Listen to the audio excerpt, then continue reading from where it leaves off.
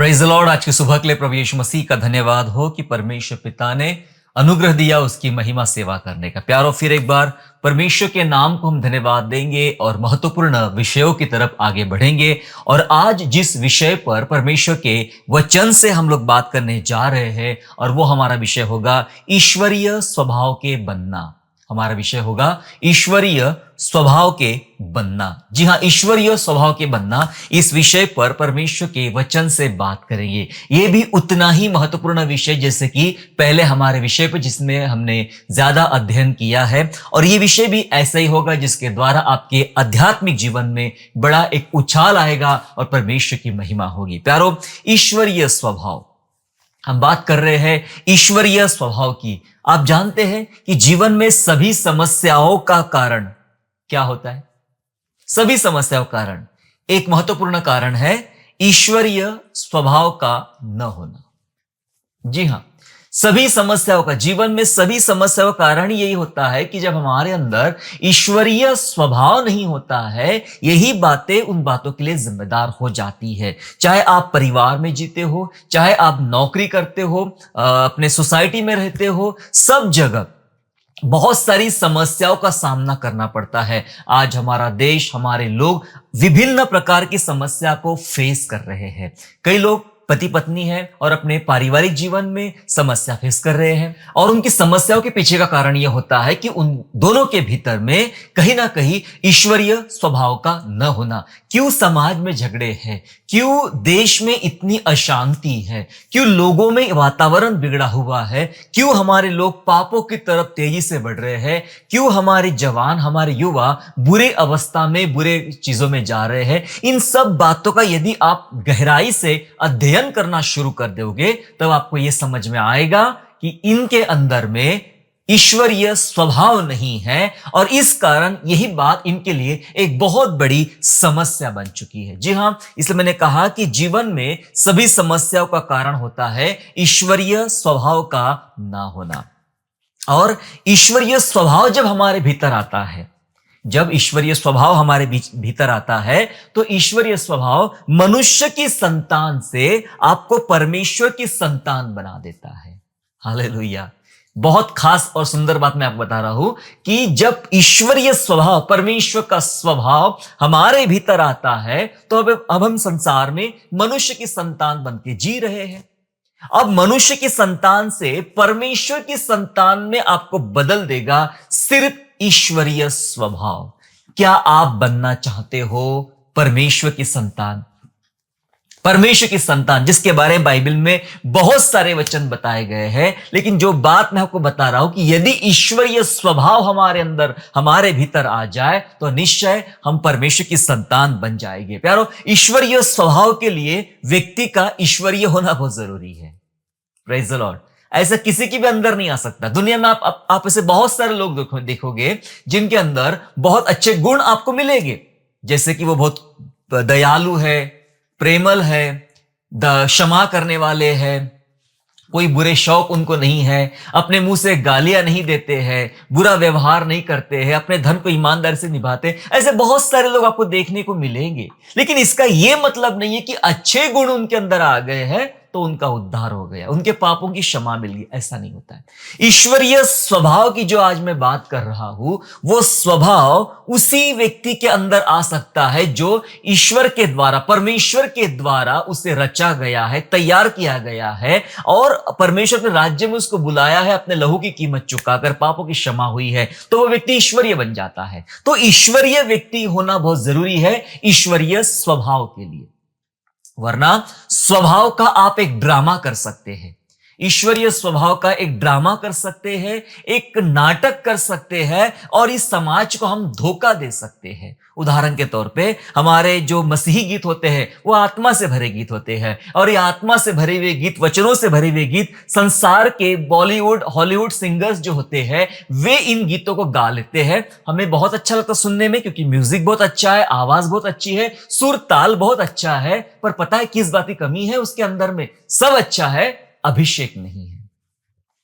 परमेश्वर का अभिषेक उस गायक के अंदर नहीं है। इस कारण कितना भी अच्छा वो गीत हो, उसको सुनने में कोई आशीष नहीं मिलती है। और कोई व्यक्ति जिसकी भाषा अच्छी ना हो, शायद उसके शब्द अच्छे ना, आवाज अच्छी ना हो, लेकिन वो गीत गाता है परमेश्वर की आराधना के लिए और परमेश्वर का अभिषेक उसके ऊपर होता है। वही टूटे फूटे शब्दों से गाया वो गीत हमें बहुत आशीष देता है। बहुत सारे लोग इन बातों के गवाह है। इसलिए मैंने कहा कि ईश्वरीय स्वभाव लेकर आप एक ड्रामा कर सकते हो कि हां भाई, मैं ईश्वरीय स्वभाव का व्यक्ति हूं, लेकिन मैं खुद ईश्वरीय व्यक्ति नहीं हूं, मेरे अंदर परमेश्वर का अनुग्रह या परमेश्वर का स्वभाव मेरे अंदर नहीं है, तो यह बात मजा नहीं आएगी। अगर ईश्वरीय स्वभाव लाना है तो व्यक्ति का ईश्वरीय होना बहुत जरूरी है। चलो जल्दी जान लेते हैं कि क्या होता है ईश्वरीय स्वभाव।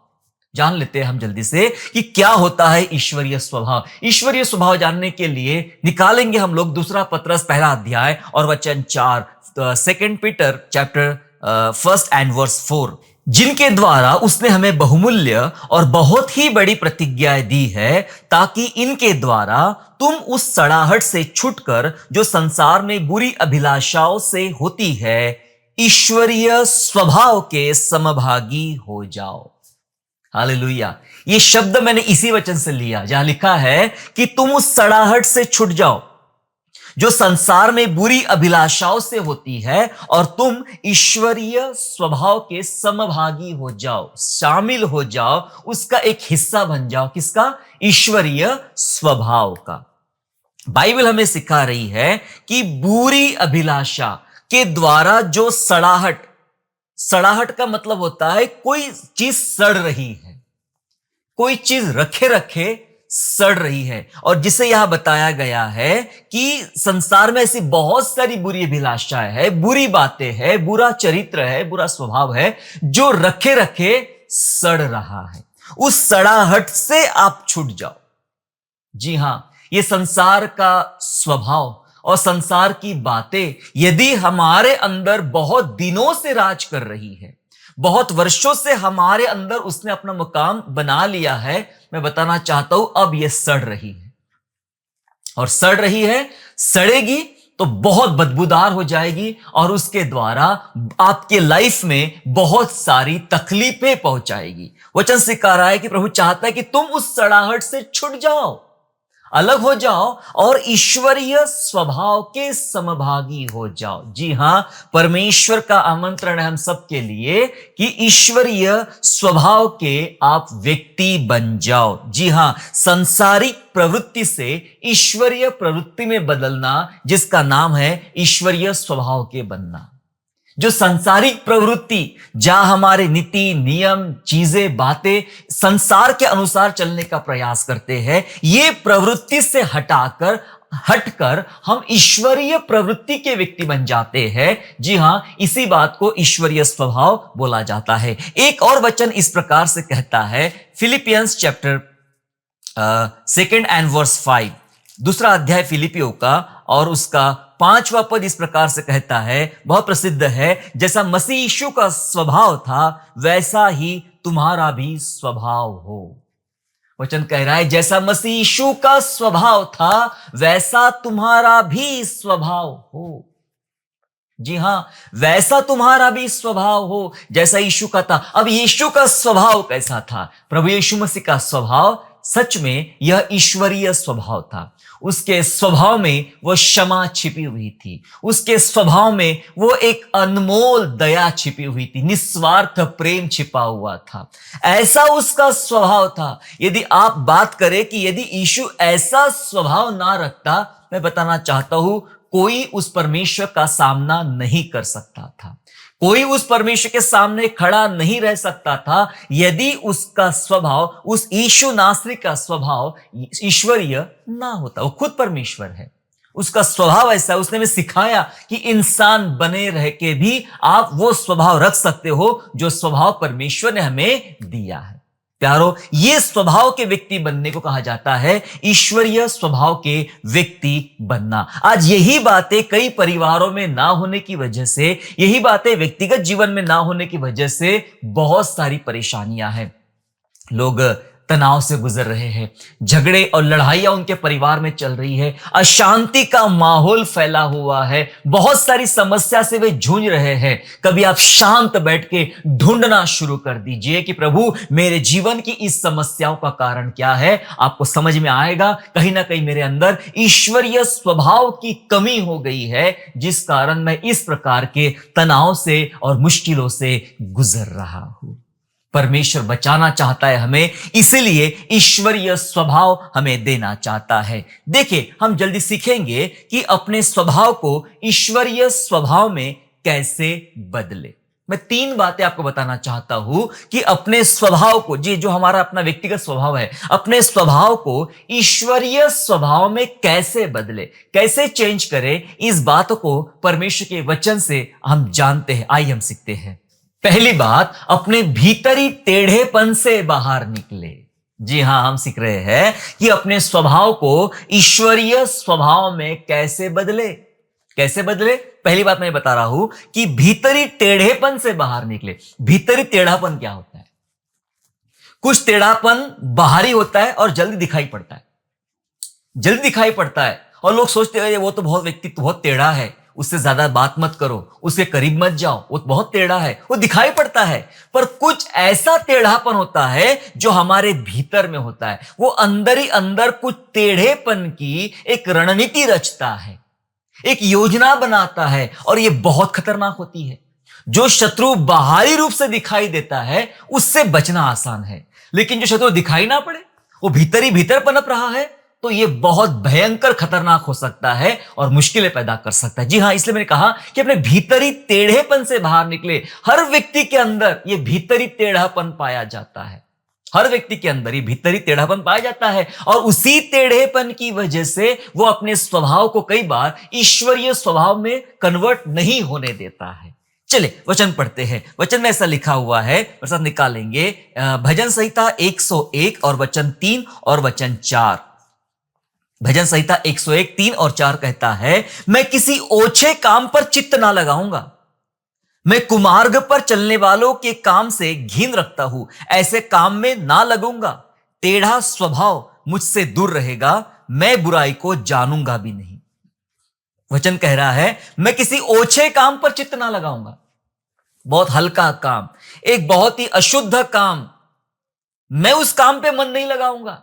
आपका ध्यान किधर है? आपका मन कहां लगता है? कभी कभी बहुत ओछे प्रकार के लोग बातें करते हैं और हम अपना ध्यान उधर लगाते हैं। लिखा है चित्त नहीं लगाऊंगा, और कुमार्ग पे चलने वालों के काम से मैं घिन रखता हूं। जो लोग बुरे मार्ग में चलते हैं उनसे मैं नफरत करता हूं। भजन 1 भी ऐसा कहता है। जी हां, नफरत करता हूं और ऐसे काम में मैं लगूंगा नहीं। और चौथा वचन बोलता है, टेढ़ा स्वभाव मुझसे दूर रहेगा। प्रभु, मैं कैसे अपने अंदर ईश्वरीय स्वभाव को डेवलप करूं? वचन कह रहा है, टेढ़ा स्वभाव मुझसे दूर रहेगा और मैं बुराई को जानूंगा भी नहीं। बुराई क्या होती पता भी नहीं लगना चाहिए मेरे अंदर में। टेढ़ा स्वभाव मुझसे दूर रहेगा। क्या आप अपने स्वभाव के बारे में जानते हैं? प्यारो, कई बार हमारे अंदर क्या चल रहा है वो जांचने के लिए डॉक्टर साहब कहते हैं कि आप खून की जांच करवा लो, और हम ब्लड जांच करते हैं कि शुगर कितना है, पोटेशियम कितना है, कैल्शियम कितना है, तमाम चीजें ये रक्त के द्वारा पता चल जाती है, कमी है या ज्यादा है। पर कभी स्वभाव का टेस्ट आपने किया है? स्वभाव का टेस्ट आपने किया है? कैसे टेस्ट करोगे स्वभाव का कि मेरे अंदर टेढ़ा स्वभाव है या नहीं? कैसे पता चलेगा? पता है, 10 व्यक्ति में खड़े कर दूं और 10 व्यक्ति को एक ही सवाल पूछूं, आप में से किसके अंदर टेढ़ा स्वभाव है? अपना हाथ खड़ा करे। मैं बताऊं, 10 में से एक भी व्यक्ति अपना हाथ खड़ा नहीं करेगा, क्योंकि हर किसी को लगता है मैं टेढ़ा नहीं हूं, मैं सीधा हूं, मैं अच्छा हूं, मेरे अंदर कोई कमी नहीं है, मेरे अंदर कोई बुराई नहीं है। हर कोई समझता है, मानता है कि मैं सही हूं, बाकी सब हो सकते हैं गलत, लेकिन मैं तो सही हूं। भजनकार कहता है, टेढ़ा स्वभाव मुझसे दूर रहेगा। मतलब वो इस बात को जानते हैं कहीं ना कहीं मेरे अंदर टेढ़ापन आ जाता है।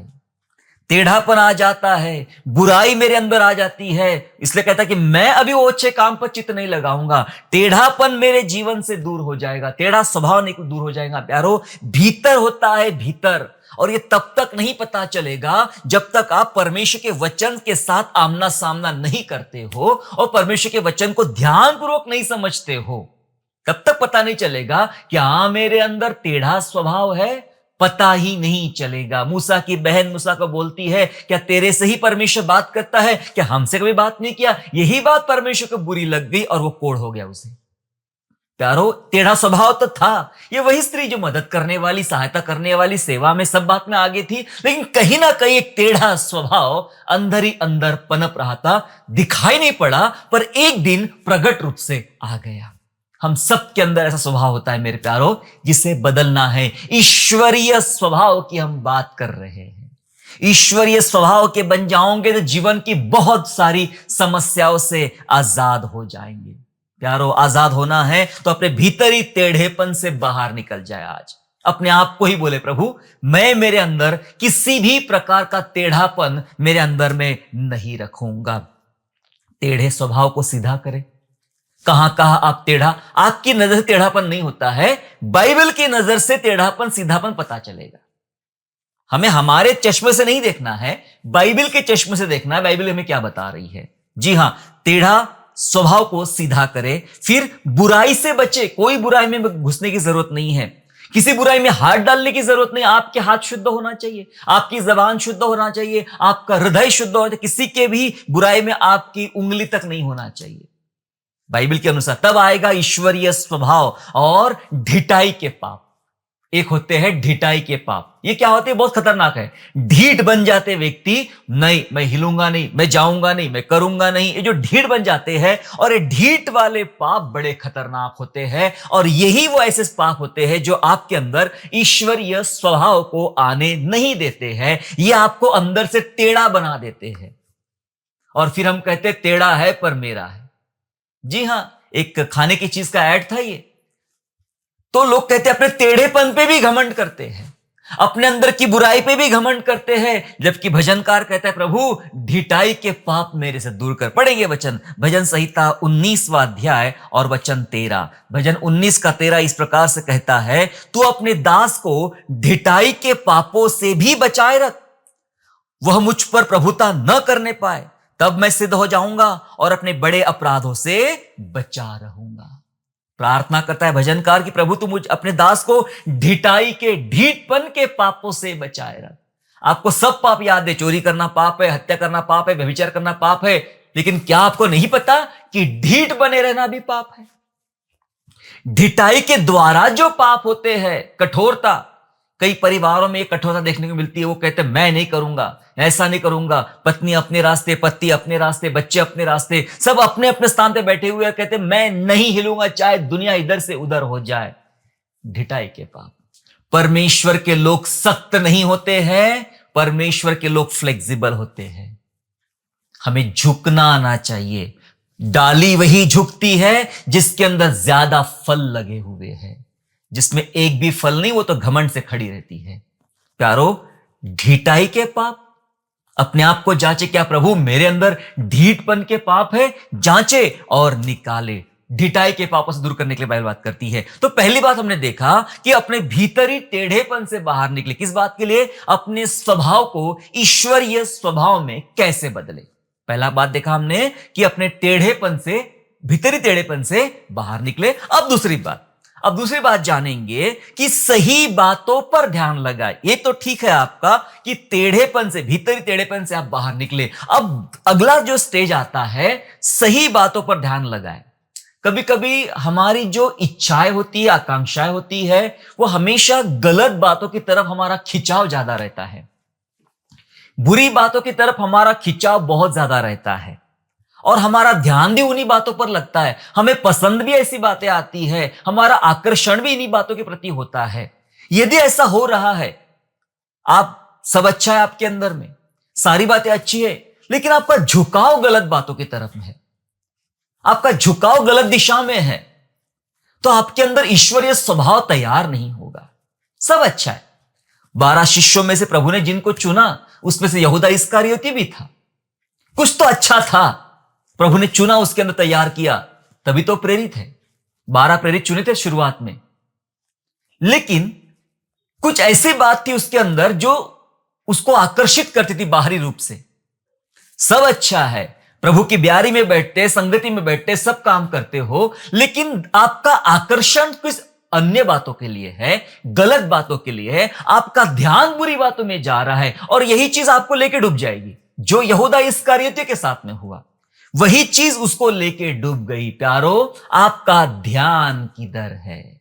ध्यान कहां लगाना है? देखो बाइबल क्या बोलती है। बाइबल कहती है फिलिपियों के 4 अध्याय में और वचन 8 और 9 में पढ़ेंगे, बहुत ध्यानपूर्वक पढ़ेंगे। फिलिपियों 4, 8 और 9 जहां लिखा है, निदान है भाइयों, जो जो बातें सत्य है, जो जो बातें आदरणीय है, जो जो बातें उचित है, जो जो बातें पवित्र है, और जो बातें सुहावनी है, और जो जो बातें मनभावनी है, निदान जो सद्गुण और प्रशंसा की बातें हैं, उन्हीं पर ध्यान लगाया करो।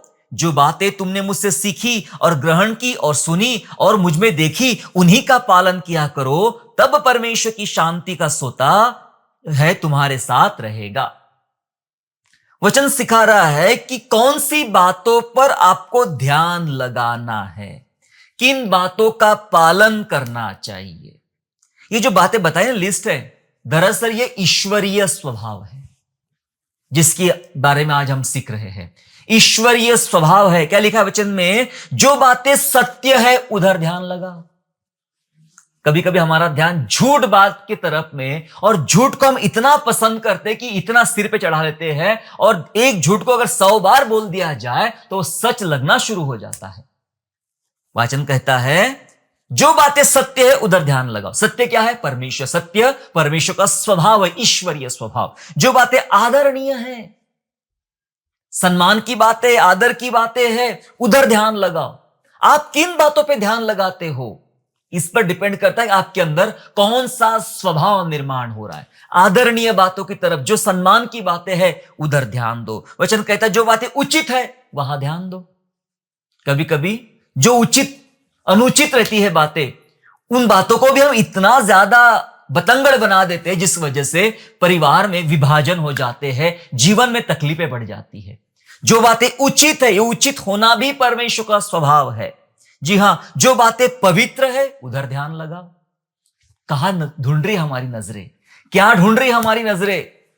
पवित्रता को ढूंढे, पवित्रता को ढूंढे। जो बातें पवित्र है उधर ध्यान लगाओ। आपको मजा आएगा पवित्र लोगों के बीच में, पवित्र बातों के बीच में, अगर आपका स्वभाव ईश्वरीय बन रहा। वरना बता दूं, आधे घंटे की आराधना भी आपको बोर लगेगी, 10 मिनट की प्रार्थना में भी आपको नींद लग जाएगी। वजह यह है कि पवित्रता हमें पसंद नहीं है, हमें बुराई बहुत पसंद है। लिखा है वचन में जो बातें पवित्र है उधर ध्यान लगाओ। आगे लिखा है जो बातें सुहावनी है और मनभावनी है उधर ध्यान लगाओ। सुहावनी बातें केवल परमेश्वर की है, उधर ध्यान लगाओ। लिखा है और जो बातें, जो सद्गुण की बातें हैं, प्रशंसा की बातें हैं, उन पर ध्यान लगाया करो। ये सब बातें परिवार में, लोगों में देखी जाएगी। कहां सद्गुण है, सद्गुण की तारीफ करो। प्रशंसा की बातें, उसकी प्रशंसा करो। कई बार हमें बुराइयां बहुत दिखती है, पर एक भी अच्छी बात दिखी सामने वाले व्यक्ति के अंदर में, हम उसकी तारीफ तक नहीं करते हैं। तो प्रशंसा की बातों में प्रशंसा करो, सद्गुणों की बातों में सद्गुण दिखाओ, धन्यवाद दो। पौलुस कहता है जो बातें तुमने मुझसे सीखी और ग्रहण की और सुनी और मुझ में देखी, उसका पालन करो। पौलुस कहता है मैं ऐसा जीता हूं, मैं इन बातों का पालन करता, तुम इनका पालन करो, तुम मुझे फॉलो करो। तो लिखा है तब परमेश्वर जो शांति का सोता है तुम्हारे साथ रहेगा। ध्यान, दूसरा स्टेज आता है ध्यान। ध्यान इच्छा को जाहिर करता है। ध्यान आप कहां ध्यान लगाते हो? जहां इच्छा है वहां ध्यान जाता है। सीधी बात बता आपको मैं, आप अपने मोबाइल फोन पे बहुत सारे वीडियोस, रील्स, शॉर्ट्स देखते रहते हैं। बताओ आपको एक बात, आपका ध्यान वही जाएगा ज्यादा जो आपकी इच्छा बताता है। अगर आपकी इच्छा खाना पीना जो बनाते हैं उधर आप देखना चाहते हो, तो आपको लगातार वो वीडियोस दिखाए जाएंगे, आप उसमें ज्यादा इंटरेस्ट लेंगे। तो ध्यान जो होता है इच्छा को जाहिर करता है, आप वहां पे ज्यादा टाइम बिताते हो। इसीलिए आपको उसी टाइप की चीजें सर्व की जाती है। इच्छा जाहिर करता है, ध्यान इच्छा जाहिर करता है। ठीक वैसे ही यदि आपका ध्यान परमेश्वर की इन पवित्र बातों की तरफ में है तो यह आपकी इच्छा को जाहिर कर रहा है भीतर ही। यस, मुझे पसंद है आराधना में बैठना, मुझे पसंद है दुआ में बैठना, मुझे पसंद है संतों की पवित्र लोगों की संगति करना, मुझे पसंद है बाइबल के साथ चलना, आराधना करना, अपने घर में अपने परिवार में आराधना का माहौल रखना, ये मुझे पसंद है। ये ध्यान जो रहेगा ये आपकी इच्छा को जाहिर करेगा। तो आपका ध्यान किधर ज्यादा लगता है, किन बातों में लगता है? ये रिश्ते नाते, इनमें ये सब बातें शामिल है मेरे प्यारो। ये बातें नहीं रहेगी तो प्रॉब्लम आपको फेस करना पड़ेगा। आपकी समस्या का कारण ही ये बन जाएगा कि ईश्वरीय स्वभाव के आप नहीं बनना, यही समस्या आपकी बन जाएगी। तो मैंने कहा दूसरा कारण, सही बातों पर ध्यान लगाए। पहला कारण हमने सीखा कि अपने भीतरी टेढ़ेपन से बाहर निकले, रहता जरूर है, थोड़ा बाहर निकलने की जरूरत है। दूसरी बात सीखा, सही बातों पर ध्यान लगाए। और तीसरी अंतिम बात मैं बताना चाहता हूं आज के संदेश में कि किसी भी बात का समय से पहले न्याय ना करें। किसी भी बात का समय से पहले न्याय ना करें। जब आप ऐसा करोगे तो आपके अंदर ईश्वरीय स्वभाव डेवलप होगा। लेकिन कभी कभी हमें रुकने की हमारे पास फुर्सत नहीं होती है। हमें तुरंत तुरंत न्याय करना है, तुरंत तुरंत जवाब देना है, तुरंत तुरंत एक्शन लेना है हमें। और यही बात हमारे भीतर ईश्वरीय स्वभाव को हटा देती है, निकाल देती है। ईश्वरीय स्वभाव रखना है तो रुको, वेट करो, परमेश्वर का उत्तर का इंतजार करो, परमेश्वर का इंतजार करो। देखो बाइबल में बहुत अच्छी घटना है, जब मूसा की लाश के विषय में चर्चा चल रही थी और डिबेट चल रही थी, बहस हो रही थी स्वर्गदूत के साथ, प्रधान स्वर्गदूत मिकाएल के साथ एक डिबेट चल रही थी।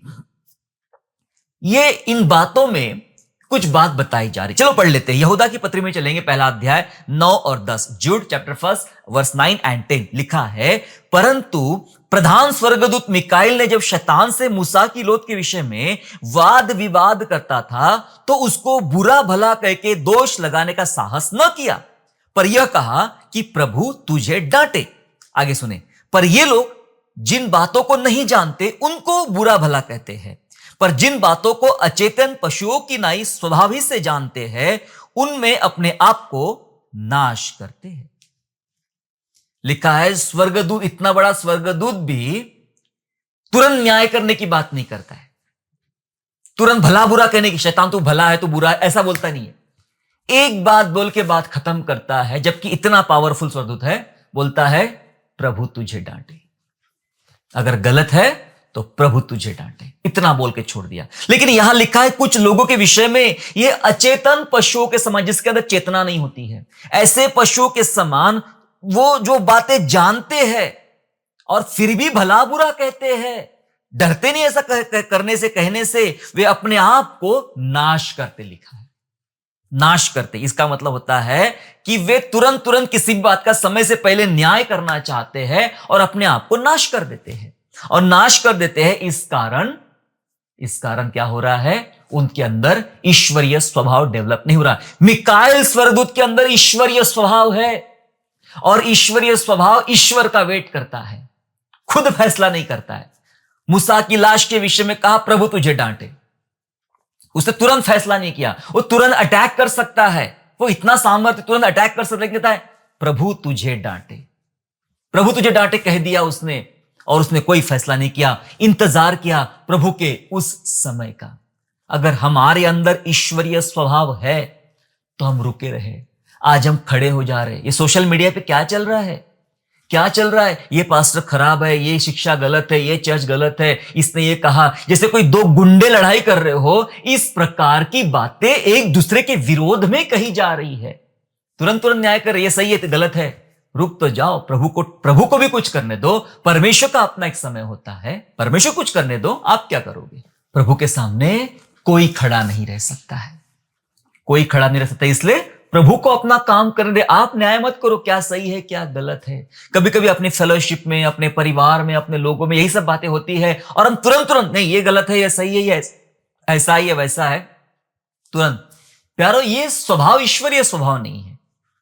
जी हाँ, ईश्वरीय स्वभाव नहीं है। उसके लिए आपको ठहरना पड़ता है, रुकना पड़ता है, परमेश्वर का इंतजार करना पड़ता है। इसलिए 3 बातें आज हमने सीखे। पहली बात कि भीतरी टेढ़ेपन से बाहर निकले, दूसरी बात सही बातों पर ध्यान लगाए, और तीसरी बात किसी भी बात का समय से पहले न्याय ना करे। अगर 3 बातें आज हमने सीखी, अगर ये हम करते रहे तो हमारे अंदर ईश्वरीय स्वभाव डेवलप हो जाएगा। जो आज हमें बनना है, बनाना है, जो हमने पतरस में सीख लिया है, जैसा मसीह यीशु का स्वभाव था वैसा स्वभाव में बनाना है, तो ये बातें हमें संभालना होगा ताकि हम परमेश्वर की महिमा अपने जीवन से कर सके। परमेश्वर आप सबको आशीष दे और आप सबके अंदर ईश्वरीय स्वभाव निर्माण होना शुरू हो जाए। आइए हम लोग दुआ करते हैं। पवित्र आत्मा प्रभु जी, आपका हम धन्यवाद करते हैं कि प्रभु आपने हमसे बेहद प्यार किया। पिता परमेश्वर, प्रभु हम प्रार्थना करते कि हमारे अंदर ईश्वरीय स्वभाव डेवलप होने वाला बने। ईश्वरीय स्वभाव आई, संसार की तमाम बातें जो हमारे रखी है, सड़ रही है और हमें चोट पहुंचा रही, नुकसान पहुंचा रही, पवित्र आत्मा इन सब बातों से हमें बचाइए पिता परमेश्वर, और आपका ईश्वरीय स्वभाव हमारे अंदर निर्माण कीजिए प्रभु जी। हम आपकी इच्छा पे चले, आपकी मर्जी पे चले, ऐसी हम दया मांगते। आइए प्रभु हमारी सहायता कीजिए, अपनी महिमा कीजिए। आज हमारे तमाम भाई और बहनें जिनके अंदर ये कमी पाई जाती, पवित्र आत्मा दूर कर, इस कमी उनके जीवन से दूर कर पिता परमेश्वर, और उन सब के अंदर ईश्वरीय स्वभाव आप निर्माण कीजिए और अपनी महिमा कीजिए। धन्यवाद स्तुति करते हैं, धन्यवाद के साथ उद्धारकर्ता प्रभु यीशु नासरी के नाम से प्रार्थना मांगते हैं, आमीन। आशा करता हूँ आज के संदेश के द्वारा आपने आशीष प्राप्त किया है। यदि सचमुच आपने आशीष प्राप्त किया है तो इस संदेश को दूसरों के साथ शेयर कीजिए, और हमारे दूसरे भी संदेशों को सुनने के लिए हमारे चैनल को सब्सक्राइब करें और नोटिफिकेशन के लिए बेल आइकन को दबाइए। और हाँ, यीशु पर विश्वास करना ना छोड़े, वो आपको आशीष में स्थानों की ओर आगे ले जाएगा। God bless you all.